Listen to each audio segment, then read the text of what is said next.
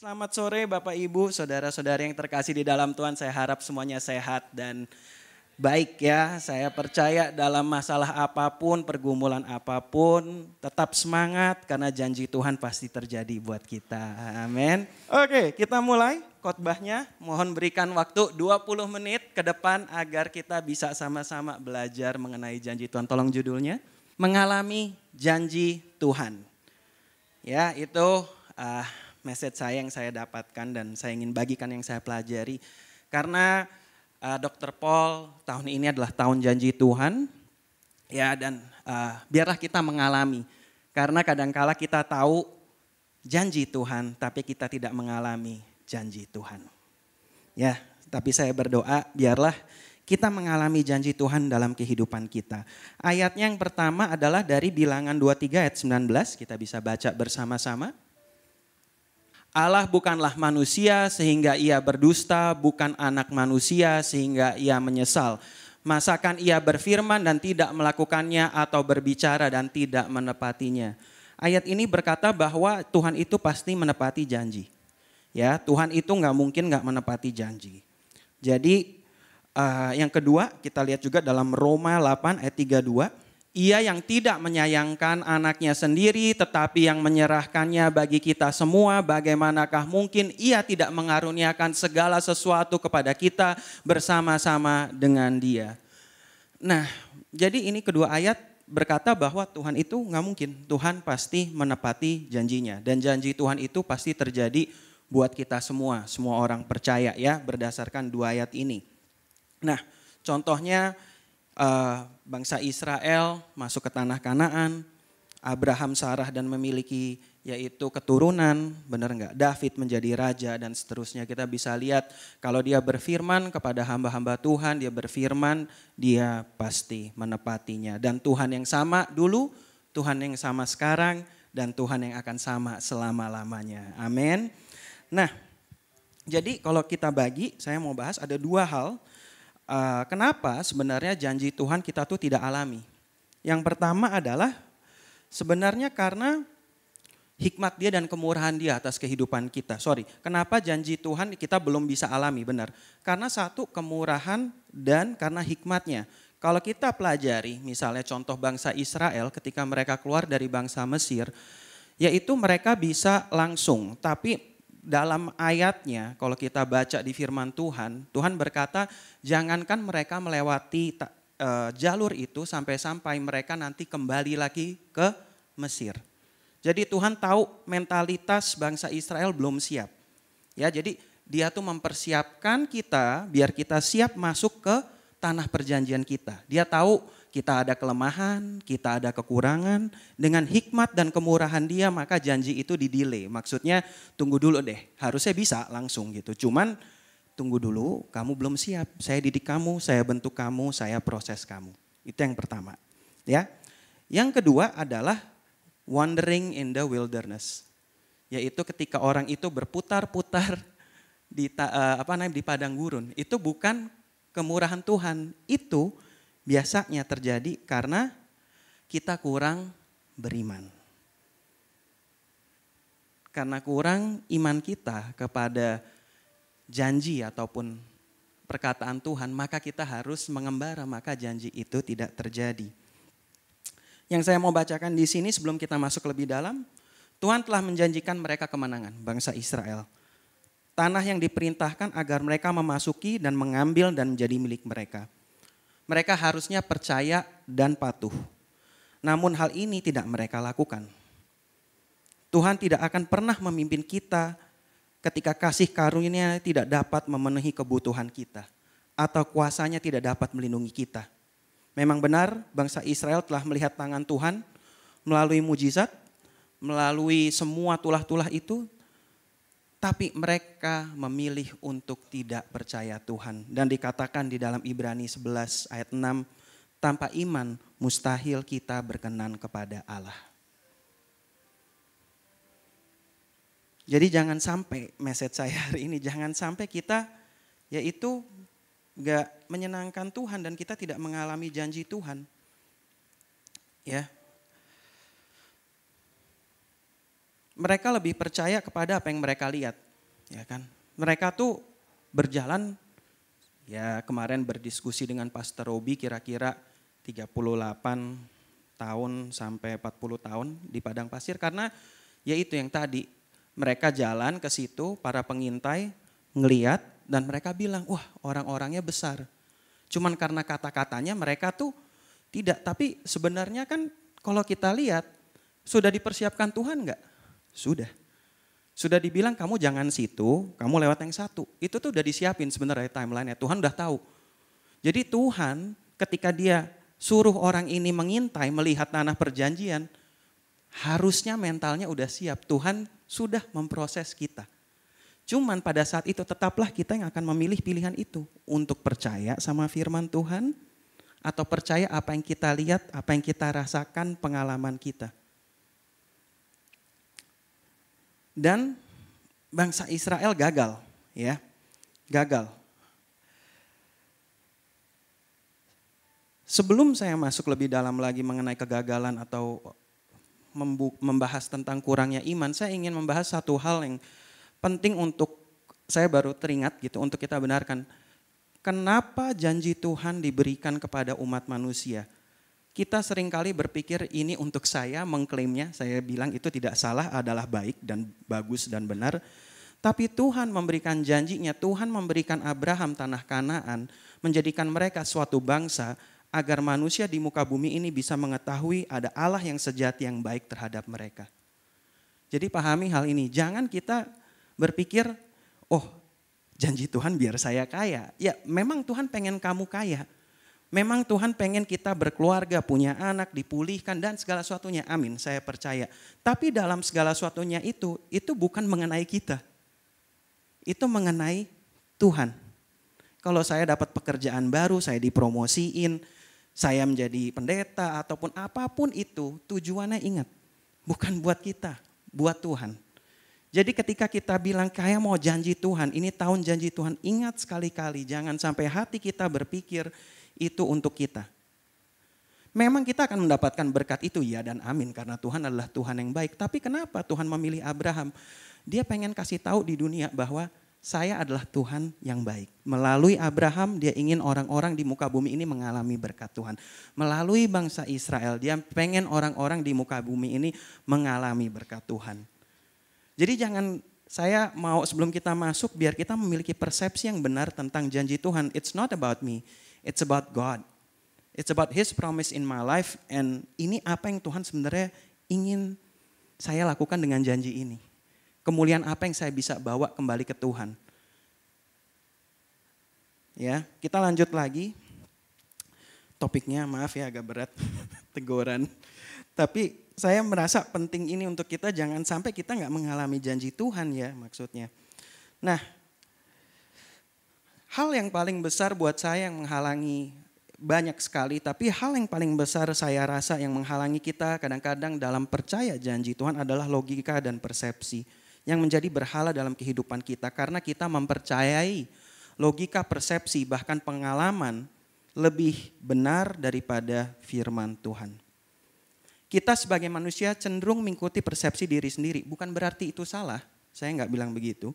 Karena kita cenderung memahami apa yang terjadi di sekitar kita berdasarkan pengetahuan, keakraban. Ya. Apalagi kalau hal-hal yang kita nggak ketahui. Ya. Kita mempercayai apa yang kita lihat, kita mempercayai situasi yang lebih tampaknya familiar berdasarkan pengalaman kita dengan apa yang kita harapkan. Ya. Tapi harusnya apa yang kita ikuti adalah firman Tuhan. Iman kita bukan di dalam persepsi. Makanya saya bilang kenapa persepsi, logika, latar belakang itu bisa jadi berhala. Karena kita cenderung mempercayai mereka daripada kita percaya yang sebenarnya kita harus percaya sama firman Tuhan. Persepsi, logika, pengalaman kita semua bisa salah. Tapi firman Tuhan itu tidak akan pernah salah. Saya pakai contoh ini, saya paling suka pakai analogi ini. Kita masuk agar ini semua jelas, saya akan masuk ke sebuah analogi yaitu Amsal 31. Ya, kan kalau dari zaman dulu kita selalu ngomong Amsal 31 karena kan Amsal 31 adalah ciri-ciri tentang istri idaman gitu kan. Jadi semua laki-laki kan selalu Saya berdoa punya kayak Amsal 31 pasangan hidup saya. Tapi kalau saya tanya gitu kadang-kadang kan anak muda gitu kan. Jadi mau cari Amsal 31 kriterianya apa? Bisa masak, oke. Bisa nyuci, ya. Bisa apa lagi? Nyetir. Cari supir dong berarti.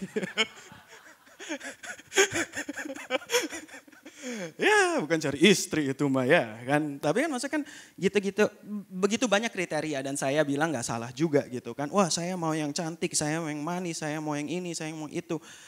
Tapi kebanyakan sekarang pertanyaan saya adalah yaitu kita pengen Amsal 31 itu terjadi.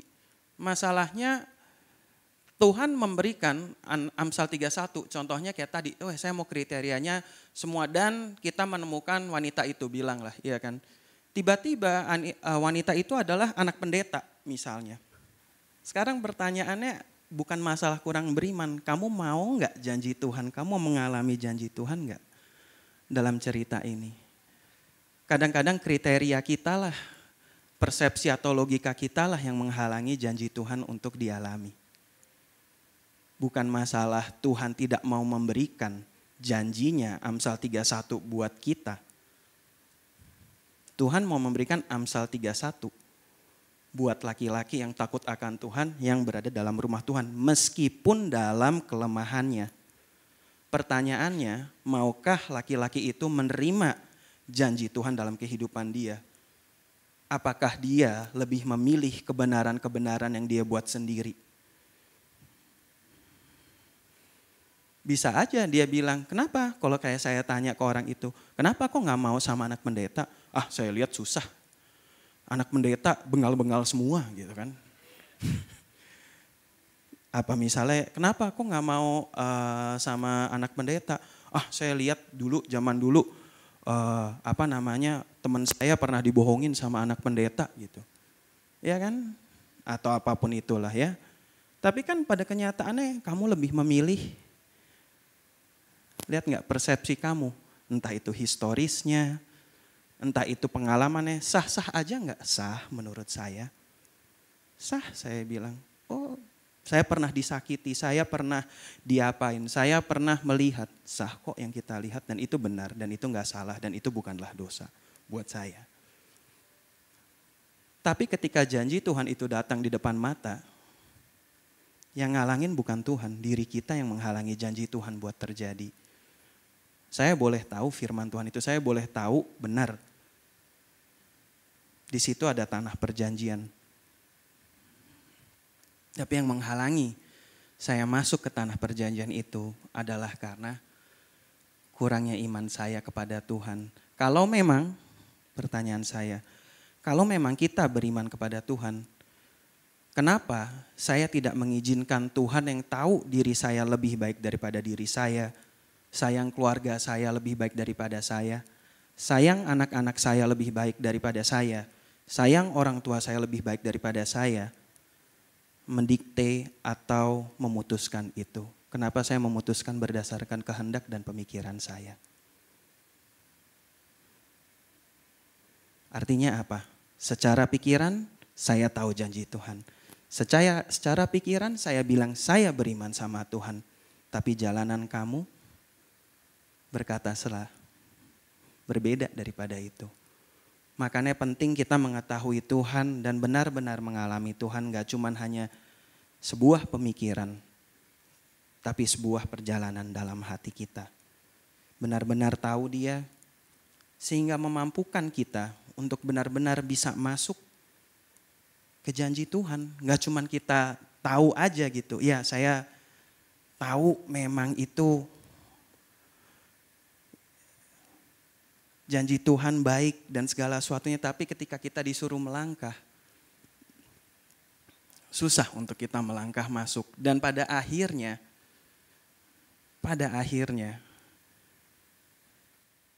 teman-teman di sekitar kita, orang-orang mengalami janji Tuhan dan kita tidak mengalami janji Tuhan itu. Mungkin kita kan sering bertanya gitu, Tuhan ini kehidupan saya nggak usah cerita orang gitu kan. Kita dulu di gereja ini selalu disarankan untuk memuridkan. Dan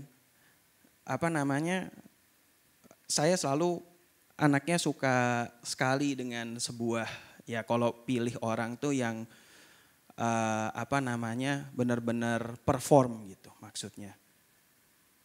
Dan zaman dulu tuh kita nggak boleh, istilahnya nggak boleh kayak memuridkan, nggak nunjuk gitu. Kita tanya, mau nggak kamu dimuridkan, coba kamu berdoa milih siapa gitu, kita nggak gitu kan. Dan yang datang ke saya 2 muridnya tidak sesuai dengan ekspektasi saya. Saya pas lihat, wih kayak gini gitu kan. Terus ujung ceritanya gitu kayak saya juga nggak ngerti kenapa mereka milih saya didik mereka, saya ini. Puji Tuhan mereka berdua lah yang sekarang menjadi full time staff. Mereka berdua juga yang membantu saya dalam ministry saya. Dan mereka membantu banyak hal bersama-sama saya. Tapi kan saya nggak melihat ini dulu. Kalau dulu saya bilang ke mereka, cupu lu gitu. Karena bener, kayak banyak yang lebih keren. Mereka tidak terlalu sekeren yang lain-lain pada opsinya pada waktu itu. Cuman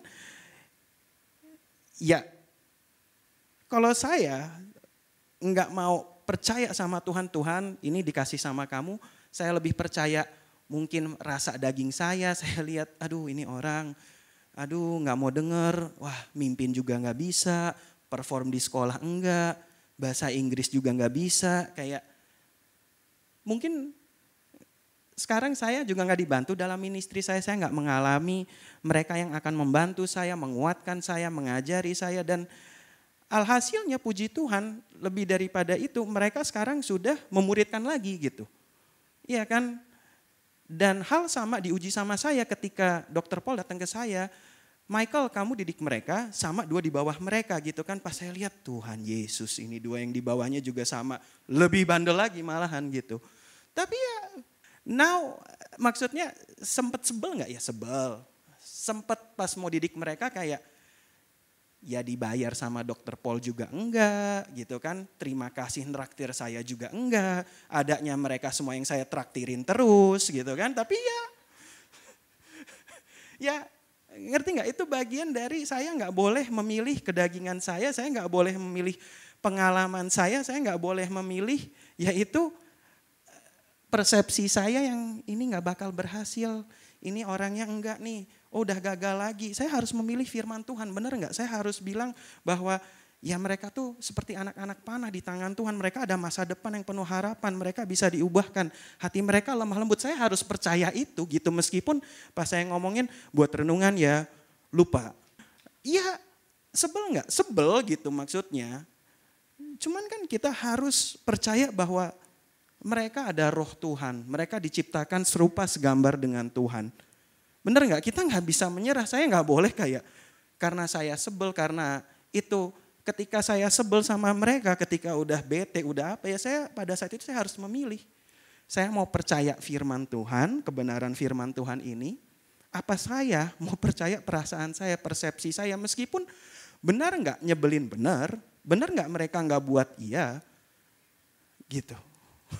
Tapi ya itu kan pilihan kita, apakah saya mau melihat ketika saya nggak tahu, maksudnya ingat tujuan janji Tuhan bukan saya jadi pendeta udah memuridkan, saya udah wah hebat banget, enggak. Saya harus ingat tujuan, kalau sampai janji Tuhan itu mereka terjadi, itu mereka buat kemuliaan Tuhan, mereka biar serupa segambar dengan Tuhan. Plusnya apa? Pelayanan saya dibantuin. It's not about making them, oh ya kamu di gereja saya, pelayanan saya, kamu enggak ada itu gitu. They have to be like Christ. It's all about God. Biar ini dimuridkan karena itu adalah amanat agung.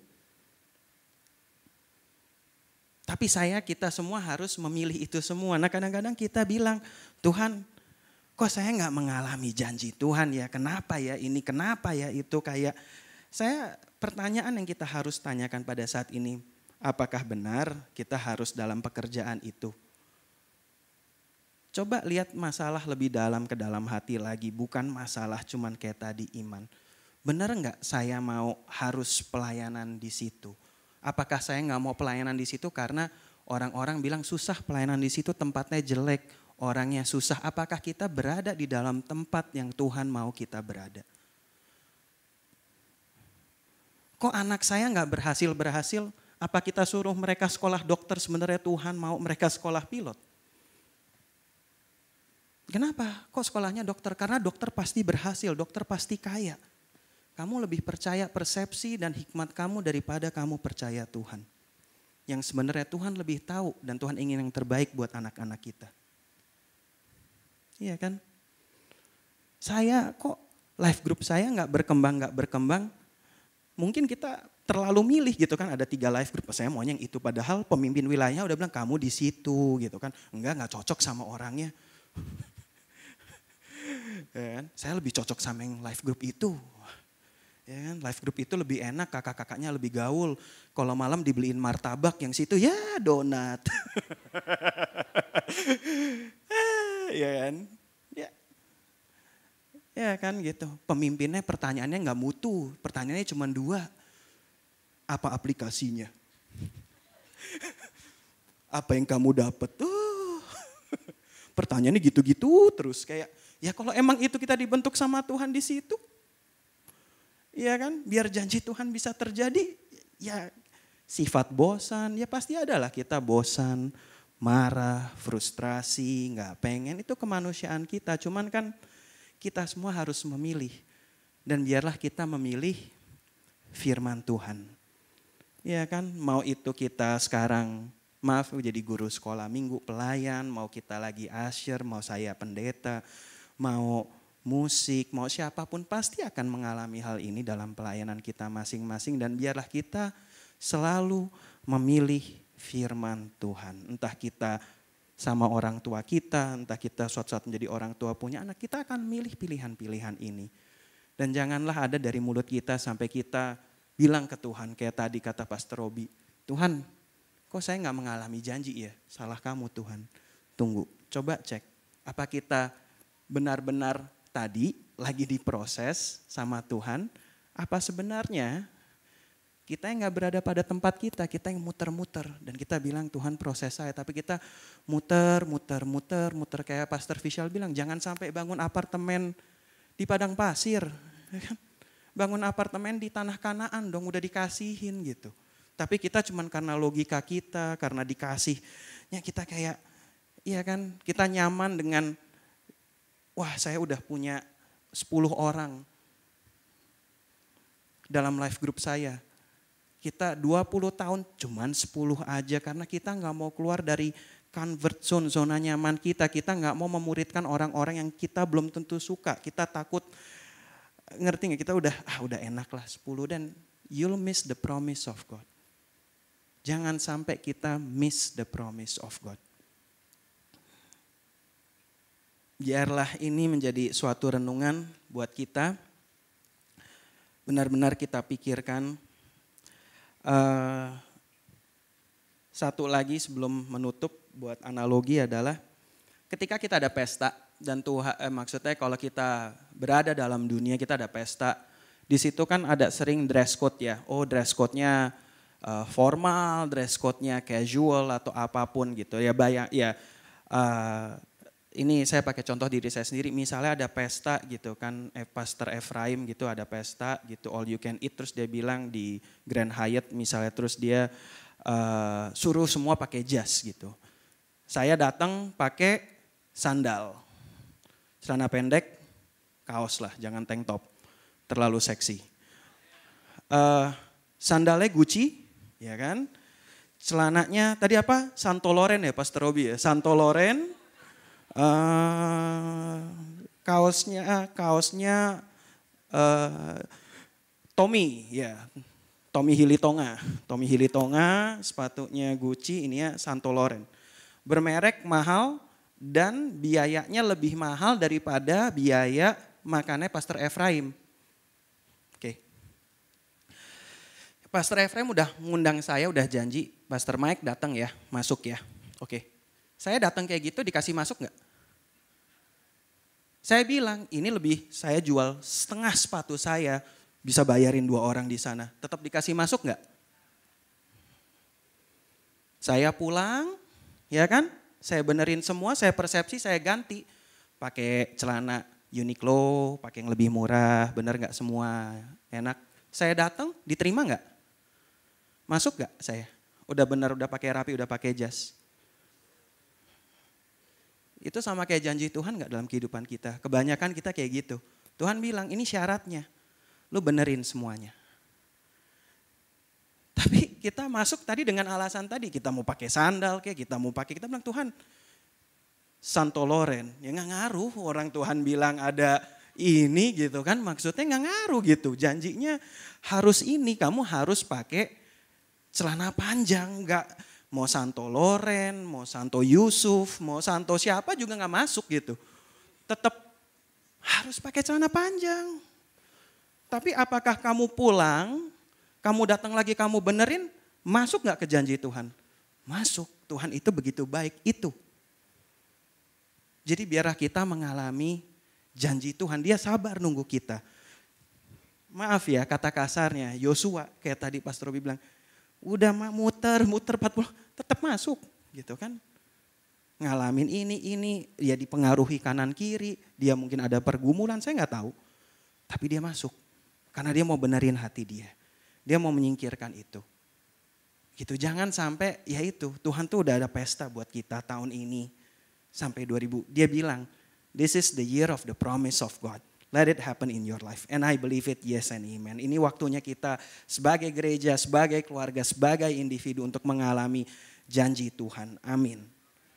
Tapi Dr. Paul juga bilang, remove all the idols, remove itu semua persepsi kita, kesalah pengertian kita. Mungkin kita ada slack, mungkin kita tadi menaruh iman kita pada pengalaman kita yang kita taruh itu kepada anak kita taruh itu kepada pekerjaan kita. Benerin aja. So that kita gak menghalangi janji-janji itu terjadi buat anak kita, buat pekerjaan kita, buat pelayanan kita, buat orang tua kita.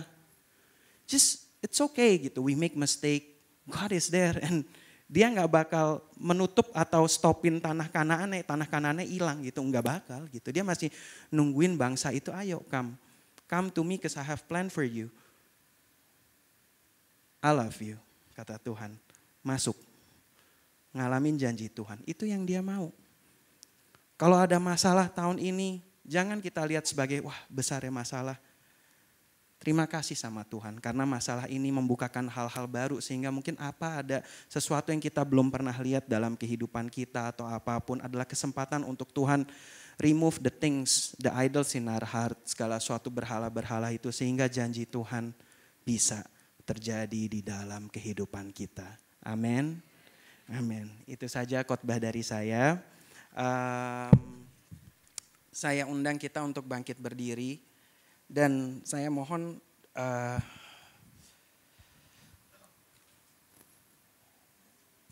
ya kita akan bernyanyi suatu lagu ya untuk menutup.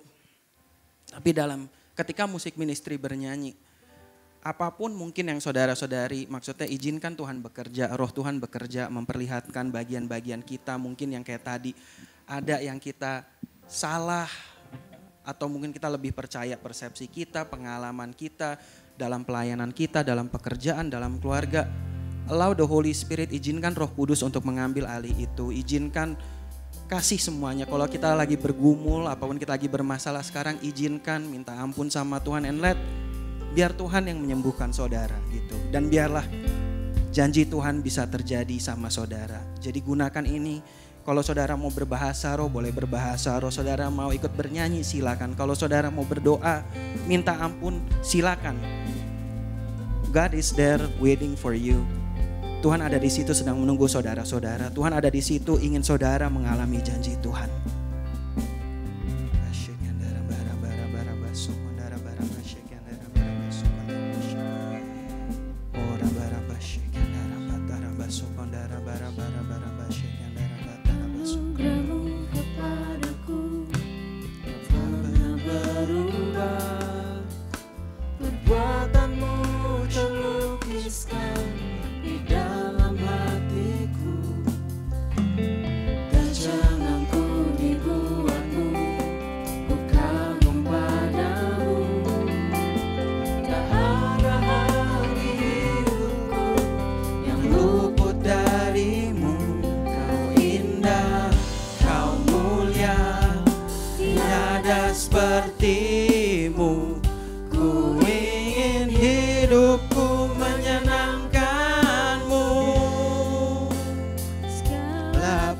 puji, segala hormat, segenap hatiku menyembah-Mu.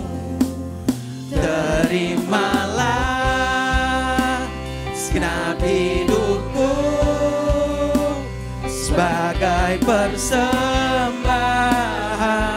yang hidup. Segala puji, segala hormat, segenap hatiku menyembah-Mu.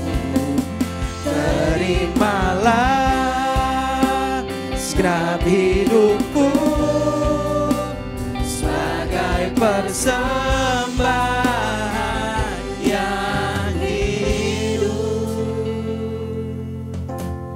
Kau Terawal dan terakhir, benar Bapa. mencipta segalanya. Engkaulah Alfa dan Omega kami Tuhan. Seluruh bintang pun bersinar oleh ucapan-Mu. Engkau pun mengasihiku. Engkau begitu mengasihi kami Tuhan. Menulis hidupku. Dan Engkau menulis hidupku Tuhan. Biarlah segenap hati ini selalu menyembah-Mu Tuhan dan mengucap syukur. Ku sembah, Benar. Tiada seperti-Mu. Ku ingin hidupku menyenangkan-Mu. Segala puji, segala hormat, segenap hatiku menyembah. Terimalah segenap hidupku sebagai persembahan yang hidup. Segala puji, segala hormat, segenap hatiku menyembah-Mu. Terimalah segenap hidupku sebagai persembahan yang hidup. Sebagai persembahan yang hidup. Sebagai persembahan yang hidup.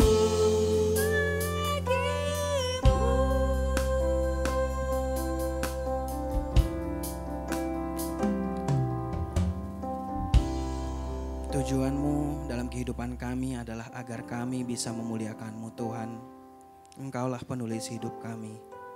Engkaulah Alfa dan Omega dalam kehidupan ini.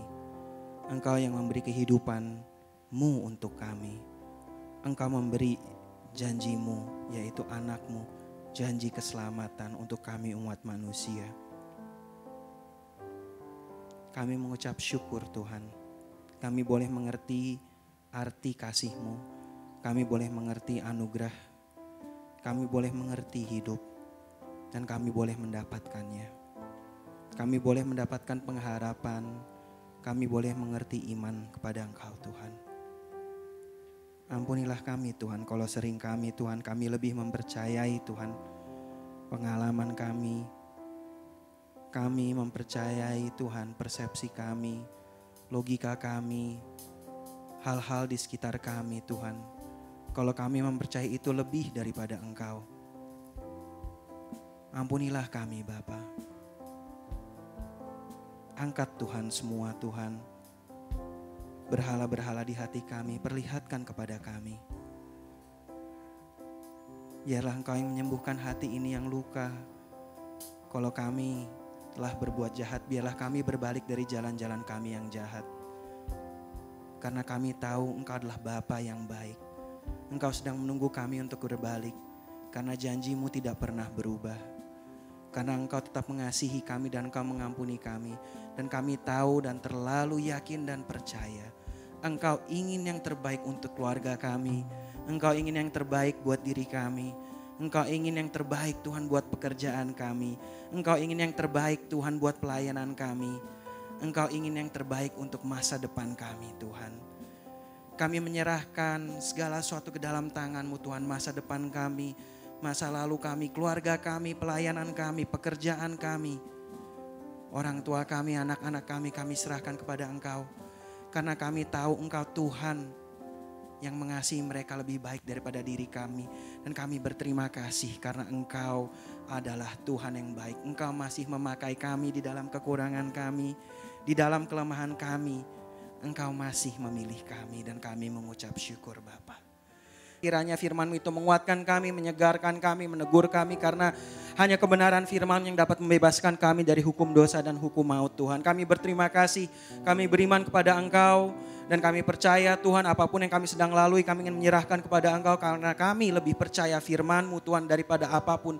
Dan firman-Mu adalah kebenaran sejati dalam kehidupan kami Tuhan. Dan kami percaya apapun yang saudara-saudari Bapak Ibu sedang lalui. Jika ada yang sakit, mereka boleh disembuhkan, mereka yang berbeban berat, mereka boleh disegarkan Tuhan. Jika ada hubungan mereka yang retak Tuhan atau apapun Tuhan dalam keluarga mereka, Engkau sendiri yang memulihkan hubungan mereka di dalam nama Yesus. Dan kami percaya dalam pekerjaan mereka, dalam studi mereka, mereka boleh diberkati. Mereka menjadi kepala dan bukan ekor Tuhan. Mereka menjadi lebih daripada pemenang Tuhan. Dan kami percaya juga Tuhan di dalam Engkau janji-janji-Mu itu iya dan amin dan pasti terjadi dalam kehidupan semua orang di sini Tuhan. Dalam pelayanan mereka, dalam pekerjaan mereka, dalam segala suatu keluarga mereka pribadi. Saya percaya janji Tuhan itu boleh terjadi. Mereka itu adalah orang-orang yang Kau kasihi dan kami tahu kebaikan akan mengikuti mereka. Anugerah boleh mengikuti mereka. Roh kuasa Roh Kudus-Mu, kebangkitan-Mu boleh terjadi di dalam kehidupan mereka Tuhan. Kami mengucap syukur dan berterima kasih Bapa. Kami mengucap syukur atas Roh-Mu yang kudus yang selalu menjagai kami. Dan biarlah Tuhan pekerjaan Roh-Mu selalu boleh di dalam diri kami. Dan kami senantiasa boleh menjadi serupa dengan gambar-Mu. Kami berterima kasih Bapa, kami serahkan semuanya ke dalam tangan-Mu. Hanya di dalam nama Yesus kami berdoa Tuhan. Haleluya. Amin. Amin. God bless you. Thank you. Tuhan Yesus memberkati. Selamat sore, ibadah sudah selesai. God bless you.